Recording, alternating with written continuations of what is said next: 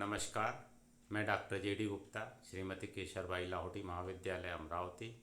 आज आपके लिए एक नया वीडियो अंकेक्षक की रिपोर्ट का प्रारूप, कि एक अंकेक्षक को अपने रिपोर्ट का प्रारूप किस तरह से रखना चाहिए, इस वीडियो के माध्यम से प्रस्तुत है। एक स्वच्छ रिपोर्ट जो होती है, तो एक स्वच्छ रिपोर्ट लिखने के लिए अनक्वालिफाइड जो रिपोर्ट है वो किस तरह से होती है देखें। और यह दशा कब है? जब कंपनी की कोई शाखा नहीं है। ऐसी दशा में हम एक ऑडिटर के रूप में किस तरह से अपनी एक स्वच्छ रिपोर्ट, अनक्वालिफाइड रिपोर्ट जिसे कहते हैं, किस प्रकार से लिखेंगे, देखिए। एक नमूना मैं यहाँ आपके सामने प्रस्तुत कर रहा हूँ। सदस्यगण, जो भी उसके मेंबर्स हैं उनको संबोधित किया जाएगा, जो वास्तव में अंशधारी होते हैं।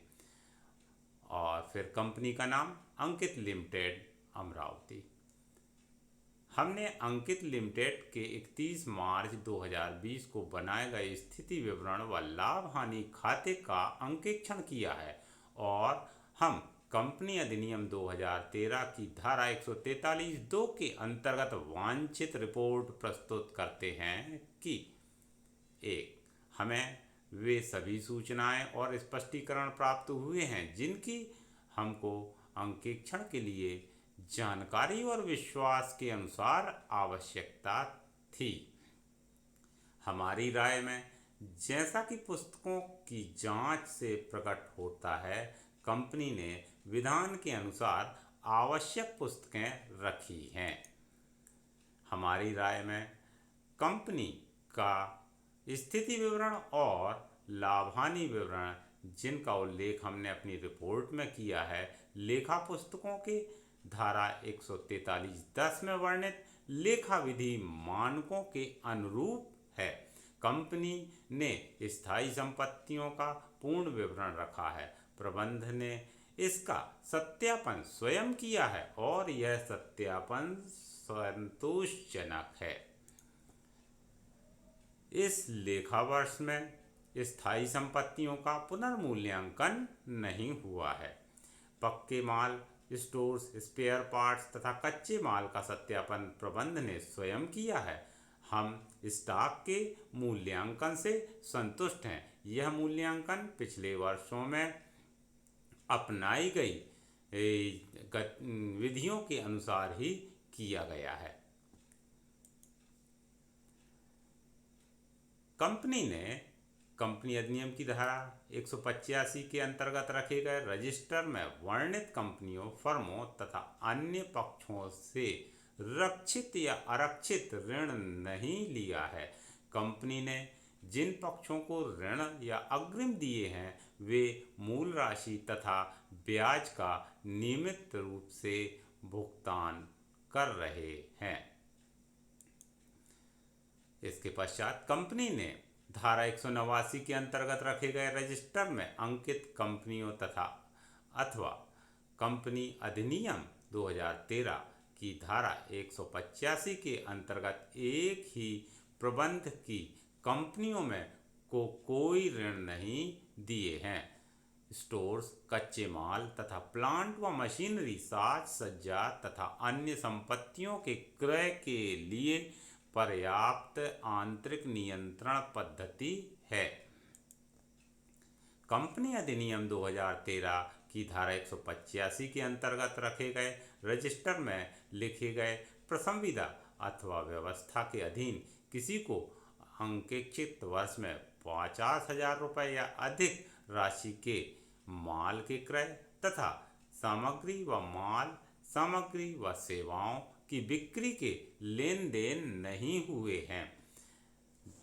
12वां है, 10,000 रुपये से अधिक मूल्य के स्टोर, कच्चा माल या कंपोनेंट से ऐसी सहायक फर्म या कंपनियों से क्रय नहीं किए गए हैं जिनमें कंपनी के संचालक हित रखते हैं। इसके पश्चात क्षतिग्रस्त या कार्य के लिए अयोग्य स्टोर्स तथा कच्चा माल निकाले गए हैं और हानि के लिए खातों में आयोजन किया गया है। कंपनी ने जनता से निवेश प्राप्त नहीं किए हैं। देय होने की तिथि से 6 माह के से अधिक की अवधि के लिए आयकर, बिक्री कर, आयात निर्यात कर, जीएसटी तथा अन्य उत्पादन कर के लिए 31/3/2020 की कोई विवादित राशि नहीं है।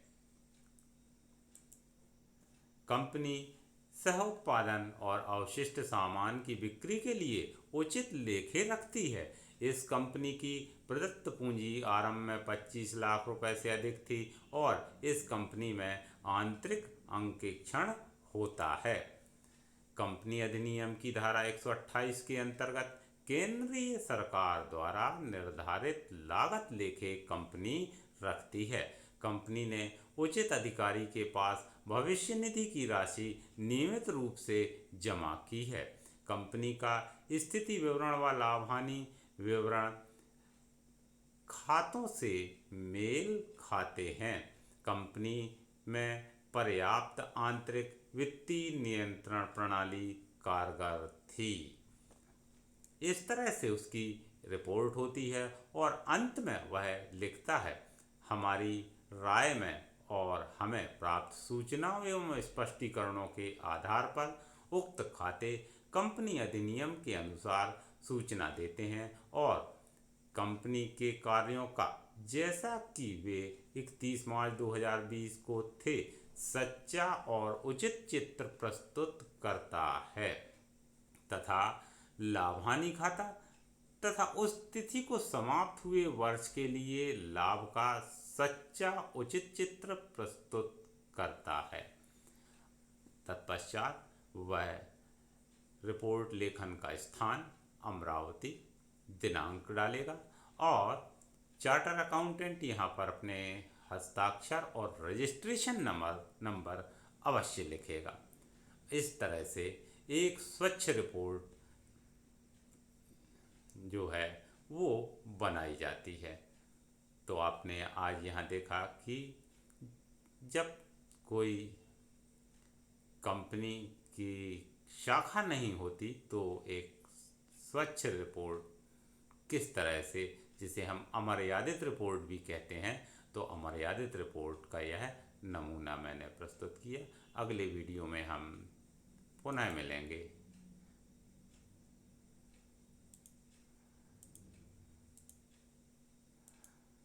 धन्यवाद।